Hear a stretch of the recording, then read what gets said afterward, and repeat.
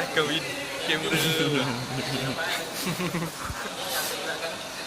kamera. Dia kena ada posisi macam ni lah. Yang ni boleh ringan. Dia ada posisi dulu. Kalau macam ni, kalau dia kat luar ni, kita tak dapat aspek. Dapat dia punya ketinggian dia. Okay? Dapat aspek ketinggian dia. Kalau ada benda ni, ada benda ni kita dapat. Nampak? Sekat dalam sini. Sekat dalam sini.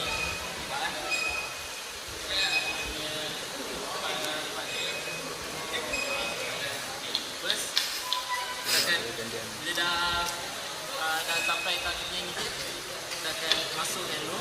Masuk. Ketat kan? Yang sini kena ketat kan?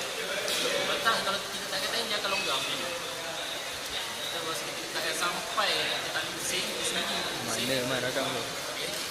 Ni pun tak ni. Minggu. Saya dah campur dah. Okay.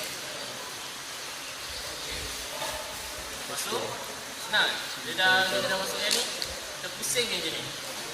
Pusingkan sampai dia ada rasa, orang akan rasa macam ringan sikit. Ni tak punya dia. Nampak? Dia tak.